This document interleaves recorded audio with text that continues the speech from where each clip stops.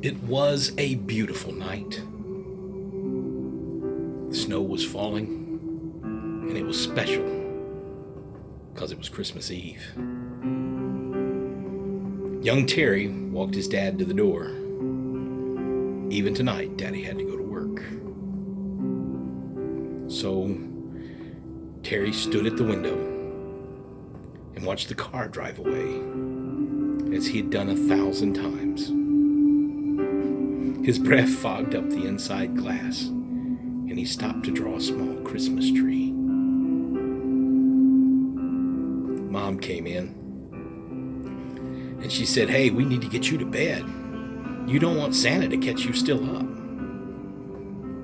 Then she took him by the hand, walked him down the hall to his room. They kneeled by the bed, said their prayers. She tucked him in nice and tight. But a few minutes later, she returned with a glass of milk and a couple of cookies she had borrowed from Santa's plate. Then she kissed him on the forehead and said goodnight.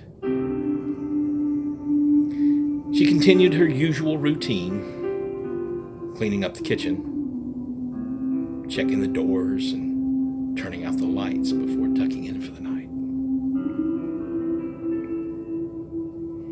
But a few minutes later, she was startled by a knock at the door.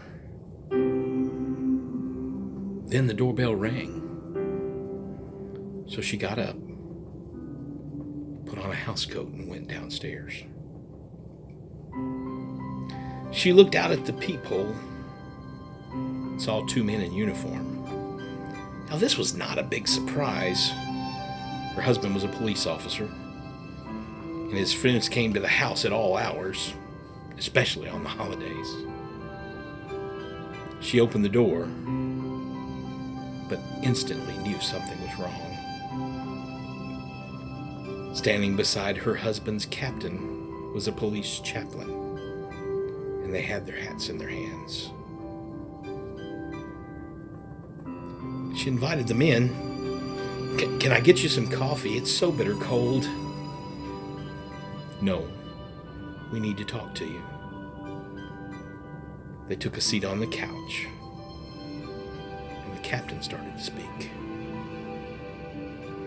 But before he could, young Terry came bouncing down the stairs. He hopped up in his mother's lap. He was so excited. He thought Santa had come early. Then he notices that her hands were trembling, and there was a tear rolling down her cheek. The chaplain said, "There's been an incident. An evil man went to the mall, and he started hurting people. Terry, you would have been so proud. Your daddy rushed into the mall and ran toward the sound of the gunfire. He saved hundreds of lives. But in the mix, he was killed. He was struck by a bullet from that evil man's gun." Terry said, "Mom, I don't understand." Then the chaplain said, "Terry, I'm sorry, but your daddy's not coming home." Now, this was the worst day of their lives. But this is not the end of our story.